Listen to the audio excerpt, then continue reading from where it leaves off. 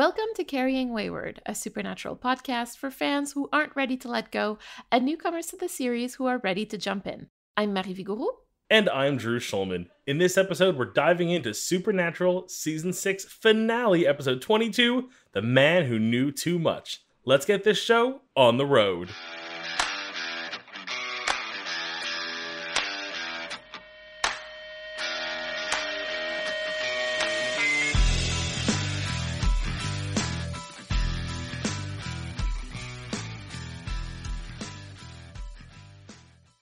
This is our last regular episode for Season 6, which I honestly cannot believe. Next week, we're going to be releasing our Season 6 recap, which we got to record with our patrons and with our supporters. And then we're going to be taking our usual 2-week break. Although, at this point, if you've been listening to the podcast, everybody knows that we're going to have some special releases for you. So you're still going to be getting your weekly dose of Carrying Wayward. Even when we need a break, we can't stop. Can't stop, won't stop. Drew, talk to me. We've reached the end of a season that I really came into cold. I didn't fall in love with it. I was hoping that our first post-Kripke era season would, do something special and draw me in, and I really had a slow start. Suddenly, in these last 4 or 5 episodes, complete 180. It retroactively made everything before it feel good again and dragged me right into an amazingly, I have no words for how much it sucked me in and how much I'm enjoying this season and how much I cannot wait for Season 7. I hope this means Season 7 will start off a little bit, not more of a bang per se, but I'll be more, drawn to it because I kind of know where we're going. Because of the magic of pre-recording and stuff. The good thing here is that you're going to have a lot of time between the moment that we're recording this episode and the moment that we're going to be recording the recap. And I really do think that it would be interesting for you to go back and watch at least the first third of the season, even if it's just with something, something that you have in the background, because I really do think that the reveals that happen in The Man Who Would Be King, I agree with you. I think it really changes the rest of the season. And I think it would be really cool for you to go back and look at that, especially through our usual theme for the recaps, which is family. I'm really intrigued to kind of see Cass moments, Crowley moments with the lens of knowing what I know now, and also kind of seeing soulless Sam through the eyes of someone who understands what he is now. Exactly. So he won't feel like weird Sam. He'll just feel like soulless Sam. So before we get to the recap, how about we get to the recap? Yes. Season recap, episode recap. Okay. I see what you did there. Yes. Count me down. 3, 2, 1, recap.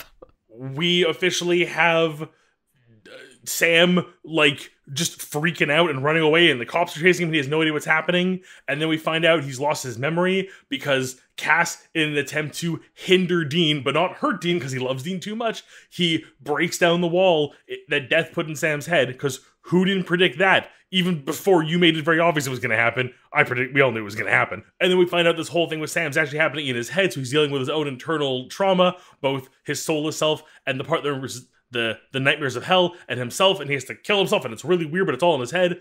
And this whole time, Bobby and Dean have to go deal with Cass, and Cass gets betrayed, and then finds out Raphael betrayed him, so he kills Raphael, and then Crowley redouble crosses him after he double crosses Crowley, and Raphael's back, and she's a woman for some reason, and I feel like there's something to discuss there, but we'll get into that later. And then the whole thing backfires because Crowley was, air quotes, tricked by Cass. Bullshit. He was in on this. I'm calling it now. Cass now has all the souls of purgatory and is the new god and is super weird about the whole thing. But Sam does eventually come to his senses and get back and stabs Cass. Doesn't work because Cass is a god, not an angel anymore. Cass goes off to be the new god, and the three of them, Bobby, Dean, and Sam, are kind of left what do we do? Time.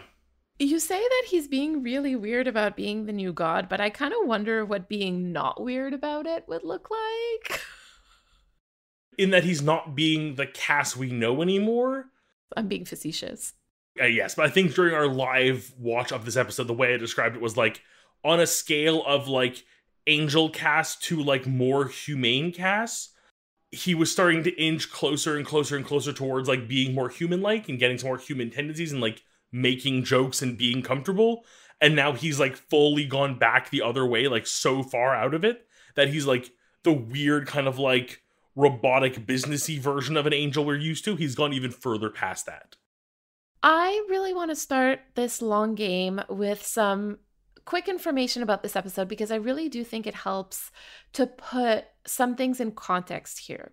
So first off, the episode was written by Eric Kripke, which I think makes a lot of sense because of it's the first time since season 5 that we get a sense that like Sam is the main character again.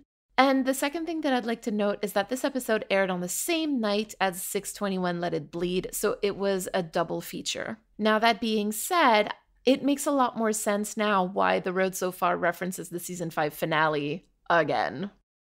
It makes a lot more of a clear connection. Like a lot of the beats in this episode you've touched on in the recap, so we're just going to go over like the main ones so that we can dive deep into our theme conversation. Like the first thing to mention is that Ellie dies, and she makes it pretty clear that Cass is the one responsible for her wounds, and so like Cass is the one responsible for her death, basically. We've only ever seen Cass like exorcise a demon effectively. Like, yes, I think this kills the human at the same time from the looks of his powers, but like this is his first outright like I murdered somebody for my own reasons. Actually, he also kills like Amber Benson. It doesn't feel like a murder as much as it feels like putting her out of her misery. Rewatch that and tell me it looks like that, because you realize immediately that like, oh, it's because he doesn't want to be found out. Oh shit, I didn't think about that. Yeah. Oh. That's the thing. Like this season, like you need to go back and rewatch it. Like You made that very clear. I think this is the perfect example of that. Holy crap, I didn't even think of that. Cass breaks down the wall that Death had put up in Sam's mind, and Sam now remembers hell. And I think it's pretty clear that we're going to be looking at a lot of the fallout of that in season 7. I like how they kind of like at least made it like clear that was a thing that was happening this like at the end of this episode, even though it was only like one quick like flashbacky thing of him burning in hell, but like it's clear like, oh, this is a thing that will be weighing on him for probably the whole next season and be our big trauma point. He also kills Balthazar and Raphael. It's a bloodbath, this episode, really. Like, it's a big reset. Many, many deaths. Many, many deaths. Basically, all of the characters that they introduced in this season are gone. Well, I think I said it too. I think at this point, we are out of angels. The only angel we have had on camera with a name that is still standing is Cass. And then finally, Cass opens the door to Purgatory, and he takes in all of the souls that were in there. I'm sure you can imagine that can't be really good for his health. No, I'm getting a weird, like, drug metaphor. I think we kind of had a similar when we talked about, like, the blood, where, like, it changes, like, with Sam and the demon blood, like, it changes you so much. It's put you in this, like, heightened state. I think there'll be more to talk about as we see Cass, I hope, evolve over the next season, just to see him be more than just, like, I'm almighty, fuck y'all. And finally, the episode ends with Cass telling Dean that he has to, and I quote, bow down and profess your love unto me, your lord, or I shall destroy you. Yeah, something that Cass would never say to Dean. We're going to talk about that. Our theme this week is turmoil, which is a state of great disturbance, confusion, or uncertainty. This hasn't happened so far, but believe it or not, this is a word with unknown origins. Mm-hmm. I know.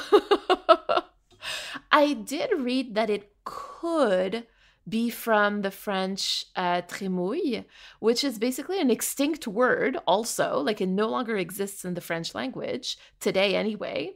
But it does share roots with trembling. Think about agitation, uncertainty, like involuntary movement and whatnot. So I think the last time that happened, it was for vampire, where like it just sort of like appeared in a bunch of different languages all at once. Mysterious. So same thing for turmoil. So let's have a look at the relationship between like our characters and turmoil this week. We clearly have some turmoil here today. Sam is literally stuck in a mental dreamscape and has not just to face himself, but to kill and absorb himself, specifically his soulless self and what I'm calling his cage self. And like on top of this is not only faced with that, but his own struggle of loss of memory, which he then has to relive in this dream state, sort of acts as him facing himself on top of physically overcoming those parts of himself. Like, he's really put through like every version of the ringer to deal with this. All of this in order to reintegrate, to only have to deal with them now instead of just in a physical dream space, but mentally in his own head as he exists as one whole complete person. Like, the description of turmoil, I think, is very apparent here. If we can dive in a little bit more here, because I really think that this is the main event for this episode, or at least I imagine that this was like Kripke's favorite part to write, at the very least, right? So much of this episode is specifically dedicated to Sam trying to integrate like these different versions of himself. And I'm going to keep some more critical thoughts for critical time. So for now, let's just like focus on the narrative of that. Because you had predicted at one point that Sam would have to like integrate different fragments of himself. And I remember when you said it, I was like, oh, wow, like that's amazing. Because like one, you got it right. And two, I think that you put it really eloquently. I was like, that's really awesome. And that's what he ends up doing here, both with Soulless Sam and with like Sam who remembers hell. And in order to integrate these fragments, he has to kill them, which I think that one of our patrons said best. I think it was Meryl who said that it was basically like the most extreme form of shadow self-integration. And I honestly can't agree more. Another point I also kind of briefly brought up, and I want to kind of touch on here really quickly and explain why I think it's important. At the end of the day, if the goal is to integrate all three selves into the complete Sam, why should it matter which of them is the one to succeed in this? And I think it kind of comes down to an argument I made earlier on with the idea that Soulless Sam would feel like he'd be lost if he had to like become part of Whole Sam again. And I think part of this is the fact that how you handle this integration, how you handle dealing with these things, affects the final outcome. So Soulless Sam going into this with a thought process of like, I need to destroy these things because I need to be the only one left, versus memory loss Sam, who wants to reintegrate everything to make himself whole again. While the end goal is the same of bringing it all together, it's how they choose to handle it. So I really think in that a sense of dealing with your shadow self, and even the like I said, there was a weird moment too where like Sam who remembers was like, oh, here's a gun, like don't shoot me, take this knife instead. And I was like, well, what's the difference? You're gonna get killed anyways.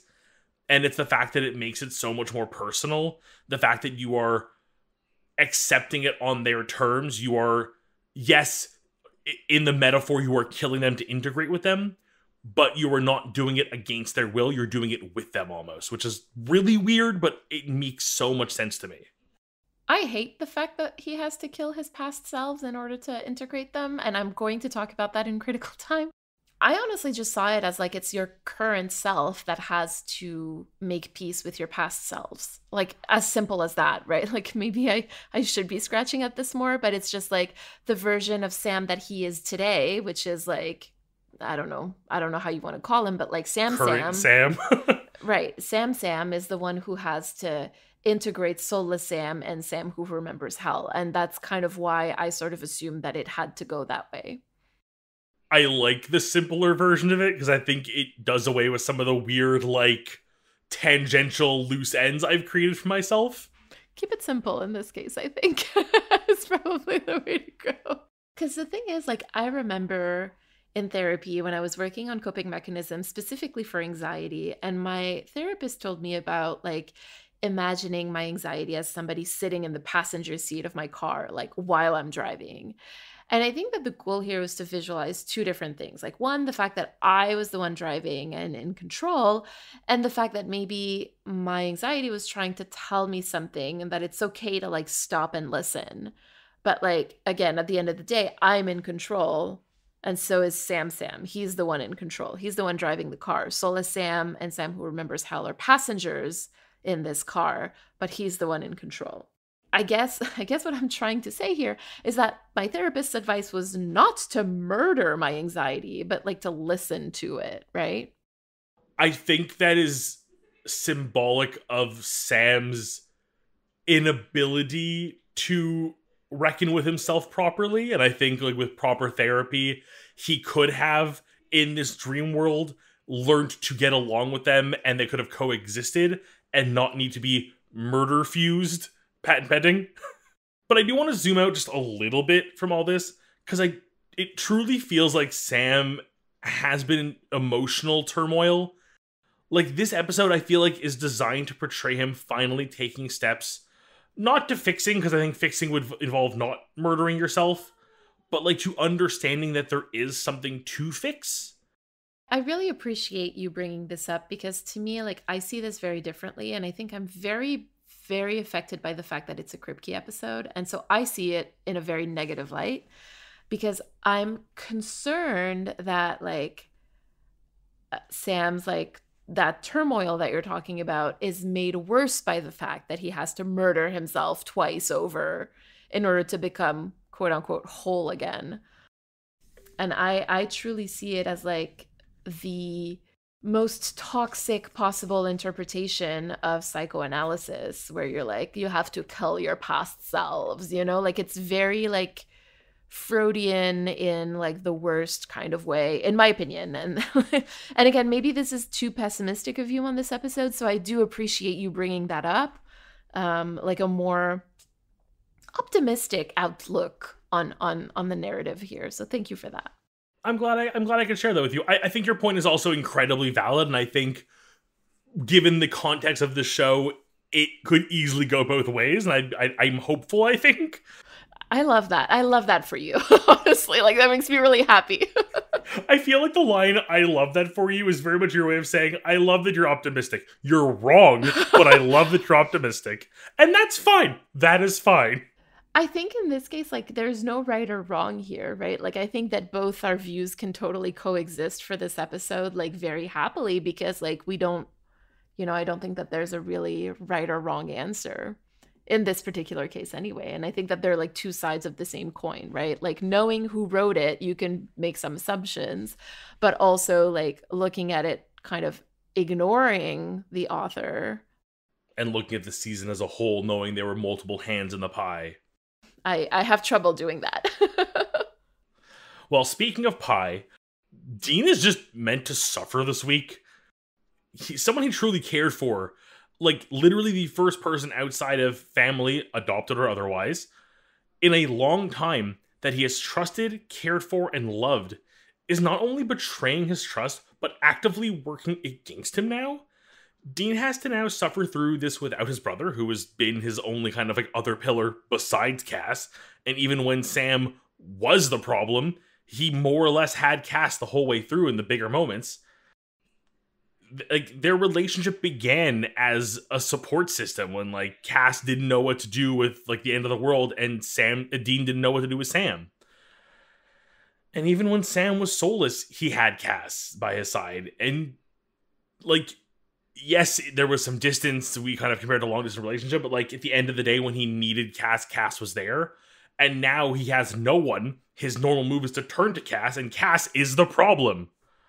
I think that there's like two components to Dean's turmoil this week. And the first is that like Sam's in a coma, right? Like we know that would cause a lot of pain to Dean. And the second is Cass in multiple ways. Because again, Cass like betrayed him and he's now basically like actively working against him, and he's the one who put Sam in a coma. So really, like you said, Cass is the main reason behind Dean's issues this week. Up until now, there was disagreement, but now there's actual, like, adversary. Exactly. And that's the thing. Like, Dean is still kind of reeling from the last few episodes, right? Like, he's still mad about finding out about Cass's betrayal in The Man Who Would Be King. He's still mad that Cass refused to listen to him, both in The Man Who Would Be King and in Let It Bleed. And now he's also mad about Cass torturing Ellie and putting Sam in a coma. If Cass wasn't around right now, like, Dean's life would be so much more peaceful. Like, Cass, like you said, Cass is the problem.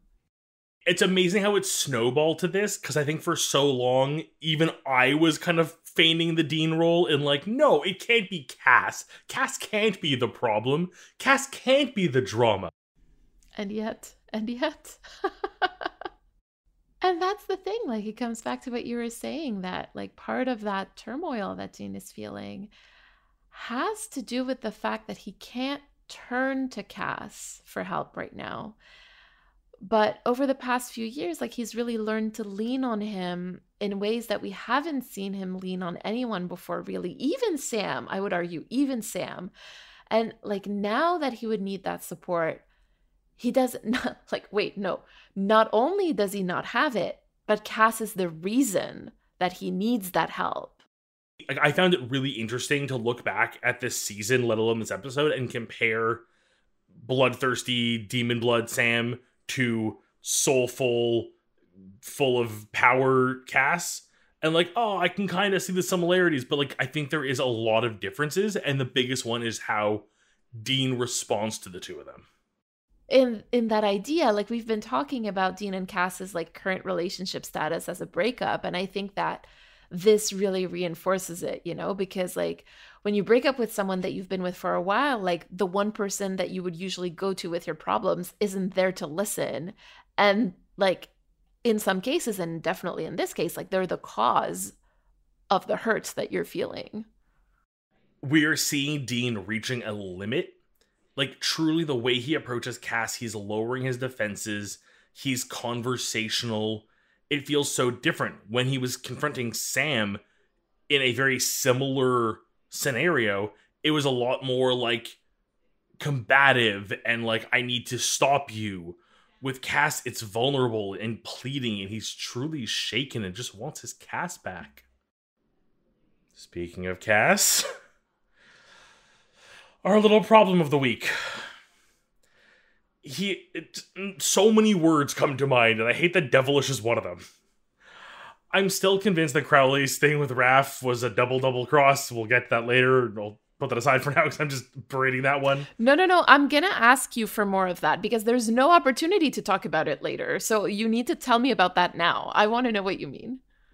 I think Cass knew from the beginning that getting all the souls would not necessarily be enough to stop Raphael, because whether... I'm going to say they because they've now gender swapped, and I'm not sure at what point. So they... at what point they were aware of the plan, what was going on, whether or not they might find something out behind Cass's back, whether through Crowley or Raphael or the brothers or who knows what. So I think he intended the entire time to, like, whether it was intentional, the breakup with Crowley, to piss off Crowley and kind of throw him into Raphael's arms, or if that part was even planned. My instinct says no, it wasn't. In the hopes that Crowley would go. I guess Crowley would have to know, because then the whole idea of giving Crowley the fake blood, because I'm sorry, when you are the king of hell and your entire shtick is making deals, you think you'd be better at checking the fucking small print, like, is this the right blood you are giving me? Listen. If we're again thinking of these relationships as romantic relationships, right? One of the reasons why Cass was so... I hate to say this, but one of the reasons why he was so easily able to betray Dean is because Dean trusted him, right? Because of the nature of their relationship. And so if we think about Cass and Crowley in a similar relationship at the moment, then... I'm sorry, are you fucking implying that potentially Cass fully played Crowley and believed that Crowley would trust him enough based on their relationship to not check the nitty-gritty details? Yes. Madame, you have just ripped my heart out and stepped on it? I'm sorry. My hat's off to Cass in his insane and well thought out, devilish, devious, evil plottery. We'll see for sure, right? That'll be elucidated for us later, but like we'll see if that was planned or not. I need my season 7 Crowley episode. I need to know. All that aside, Cass has found himself in a pretty tumultuous situation. He believes he's found his only way forward, and it has clearly led him astray, but he doesn't see it anymore. He truly believes he is convinced that this was right. And I think he himself is convinced that there is no greed in doing this. despite the fact that everyone else sees it, and the clear side effects of this power are this literal godlike power trip that he's now on. I mean, I don't disagree per se that like green might have been in part at least like a side effect from the power that he received by getting those souls, but like listen, Cass has gone through deceit, betrayal, hubris, torture, and murder, and I'm only talking about the last 2 episodes. Greed's not too far behind. Maybe the power of the souls that he's holding like is accentuating existing issues. But I think that's as far as I'm going to go in terms of like absolving Cass of responsibility here, because like he's been making his bed all season. I'm not going to stand here and say that he doesn't have to lie in it. Yeah, I think looking at Cass through the lens of turmoil reveals that Cass has never really had to deal with something like this, at least not like he's had to until now. Like prior to this, all of his biggest troubles were not his alone per se. They were always something that he could share with somebody. You know, he really made this war of his problem. I think that for Cass, the biggest issue for him, like what troubles him the most, is the sunk cost fallacy, which is basically when you're thinking like I've invested so much in this, I can't turn back now. Which is what we've heard Cass saying for the last 3 episodes now. Like, I can't turn back. I have to do this. Like, he says a few variations of this specifically to Dean, actually. And I think for me, what really cements it is when he tells Dean at the end of this episode, he goes, "You doubted me, fought against me, but I was right all along." Like, to him, it's more important to show Dean that he was right than anything else. Like, that is so alarming to me. Yeah, that is like problematic AF. Oh, yeah, for sure.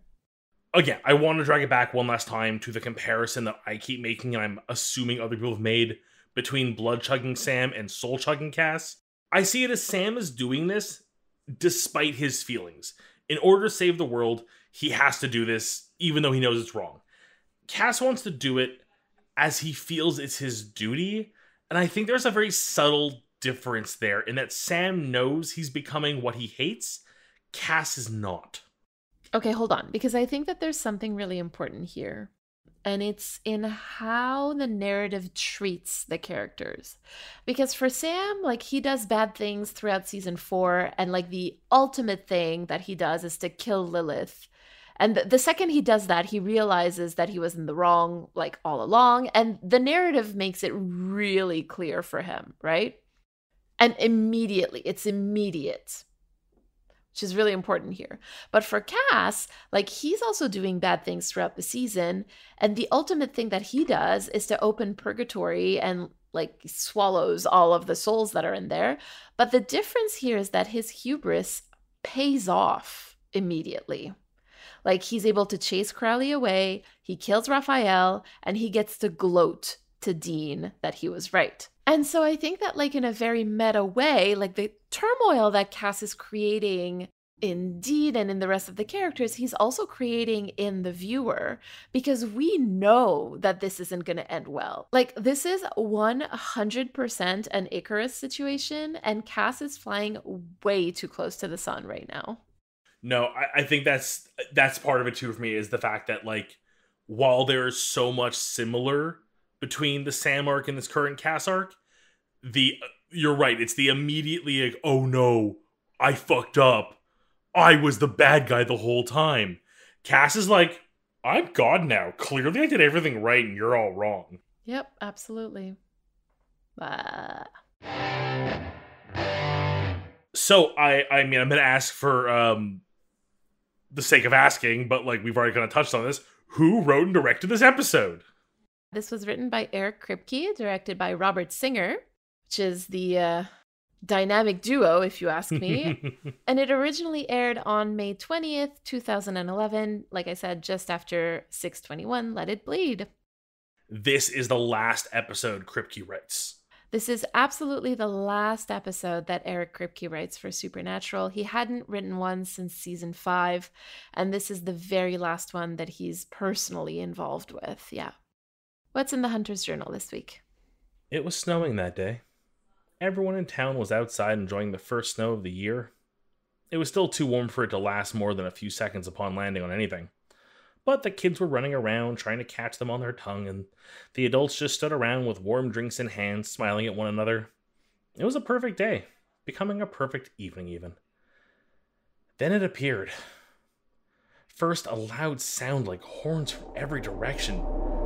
It knocked a lot of us down to our knees. The children all began to scream and run, looking for familiar people to hide behind.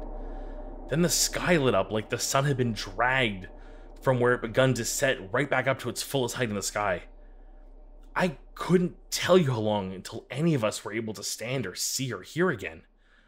It could have been hours if it was even seconds. It took a moment before someone saw it and began pointing, and then a few more moments for others to notice them and follow their gaze to whatever had caught their attention. Stood at the end of the street, as if it had just strolled into town, was a figure of a person is the best way I can describe it. It came towards us slowly, its legs not moving, its feet just a few centimeters above the ground. It wasn't the direct source of the light, but it did seem to glow a whitish light that rippled around it as its head moved slightly, looking at each of us one by one. It stopped, and by this time we had all seemingly moved in to get a closer look, though I don't recall moving an inch at all. It allowed its feet to meet the ground, and the sound had become like background noise to that point that I almost didn't notice when it had stopped.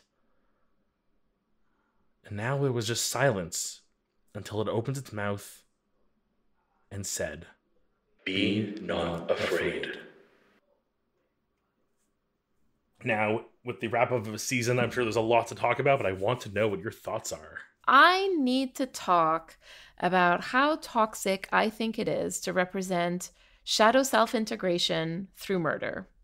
And again, I've been very honest about this. This is a Kripke episode, and we all know how I feel about Eric Kripke. So maybe I'm biased in my assessment.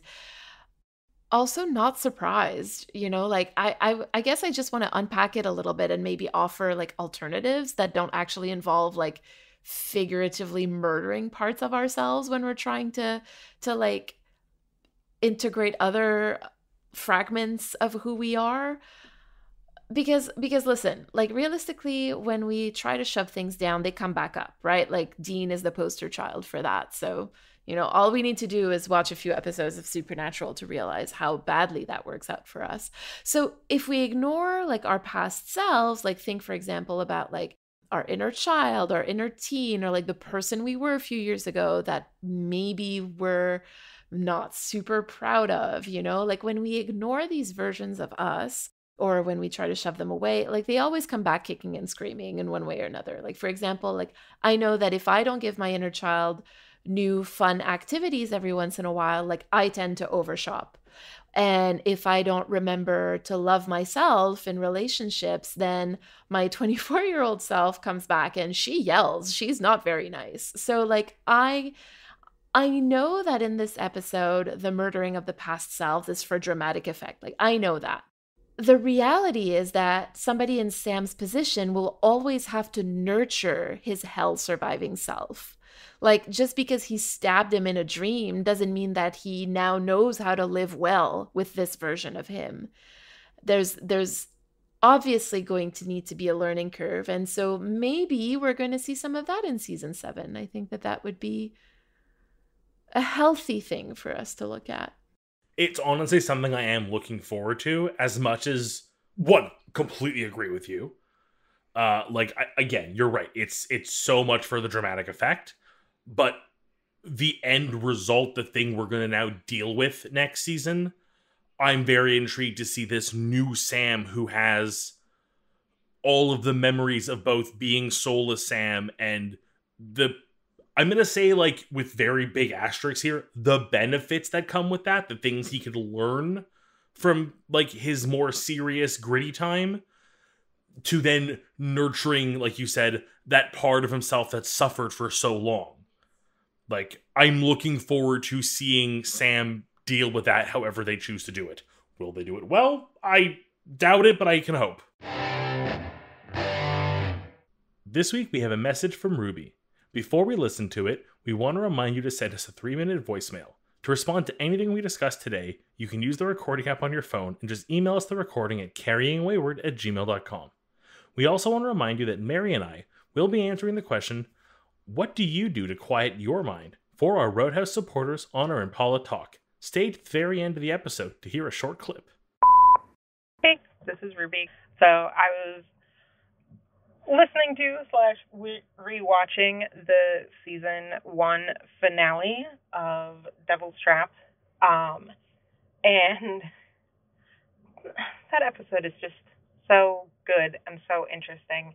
And one thing that always catches me off guard in that episode is the car crash at the end, which, one, is filmed beautifully with Bad Moon Rising in the background. I don't know if that's what it is on Netflix, but that's what it is when it was originally airing, to the point where I remember that scene every time I hear that song. But I just realized one of the reasons why the car crash catches me off guard in the end every time, because most of the time when we see car crashes on TV, the camera is set a certain way. It's either looking at the driver from the passenger seat or looking at the passenger from the driver's seat. It's always a side camera view, whereas in this episode, the car crash happens when the camera is facing into the windshield where you can see all of them, and it makes it so much more jarring because it doesn't telegraph that it's coming. It just comes out of nowhere. And as someone who is an absolute nerd for camera work, I found myself really loving that detail and the way they make it that much more startling. So I figured I would share. Maybe one of you also likes camera work and would find that cool. Yeah, bye. Ruby, thank you for this voicemail. And to answer the first thing I need to answer, yes, I'm a nerd for camera work. I was a film student. And I think you hit the nail on the head there. It's the fact that it's not filmed with some of those cliched camera angles you expect from a car crash that I recall being so caught off guard by it. Also, I had to look it up. You're right. The Bad Moon Rising is not the song used in the Netflix version. I have 2 songs listed here. I'm not sure which one is the one they use. I know the song Bad Moon Rising very well, and I'm now picturing a car crash at night with the 3 of them in it to that song, and it amplifies the scene. It's something the show does very seldom, I find, and I feel like we have brought it up on the show, you and I, Mary, a few times, when like they do something a little bit interesting with camera work, where it's just like, sometimes it's subtle, sometimes a little more noticeable, but there are moments where they like use the fact that they understand that this is a show full of cliches. The horror genre, the Monster of the Week genre does have its staples. So when they can use that to their advantage to make these scenes a little more jarring or special or different or subvert expectations, it's something they can do very well. So thank you for sharing that and making me realize again, just I need to like rewatch season 1 with all the right music at some point. Honestly, the first thing that came to my mind, Ruby, when you were talking about Bad Moon Rising is the fact that I've never actually seen that scene with that soundtrack and how cheated I feel out of that. Because yeah, the only way to be able to have seen it that way was either to have watched it on the CW while it was airing or to have the DVDs. And I don't have that, right? Like I've seen them, but I bought the seasons on Apple TV and it's basically the same thing as like the streaming version. So I've never actually seen it with Bad Moon Rising.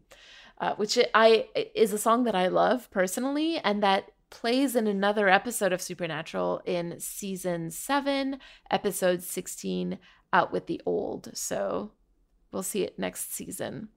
Yeah, honestly, thank you so much for noticing that, because I don't think that's something that I would have noticed in terms of camera angle and like how car crashes are usually filmed. I don't think that this is something that I would have noticed.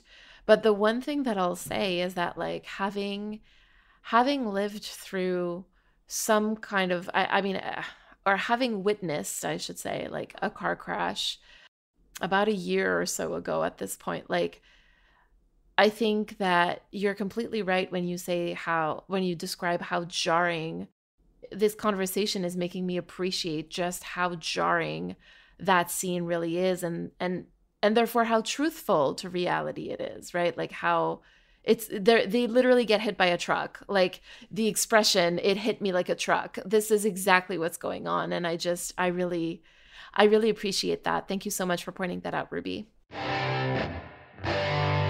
So tell me about your reflection and call to action. I have reflected that I need to listen to myself more. I need to look at my inner self, the parts of me, the other Drews in there, and listen and understand and not murder my trauma, but instead accept those parts of me and listen to myself and think about my own well-being and what it means to have those parts of me.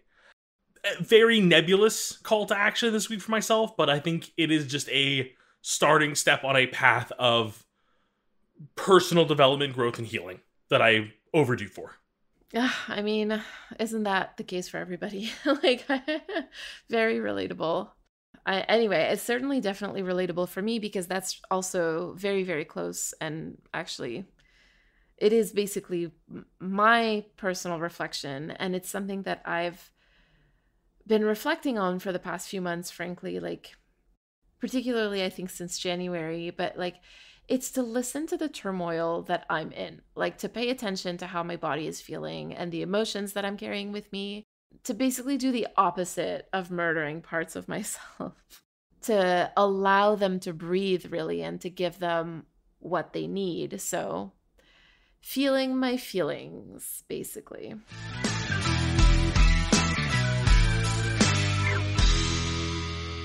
You've been listening to Carrying Wayward, a supernatural podcast produced by Rochelle Castellano, hosted by Marie Vigouroux and myself, Drew Schulman.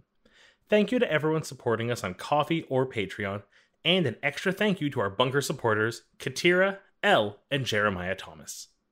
This week, we'd like to thank Ruby for its message. You can find the links to all our social media and our merch store at carryingwayward.com, and don't forget to leave us a rating and a review wherever you listen to us. If you like Carrying Wayward and you'd like to support us in our project to go through all 15 seasons of Supernatural, you can support us through Ko-fi or Patreon, and you can find those links at carryingwayward.com. Carry on, our wayward friends. I mean, to be entirely honest, that is literally my definition of like anxiety and nightmares, but like, sure, whatever works. I love that I immediately like hit the chaos button. Like, what's the thing I could do that would freak Mary out the most? Like, I might as well have said, like, I'm gonna go juggle knives and babies. I think it's because for me, like, if it's dark outside, like, I'm good at I like to be inside my house behind locked doors, you know?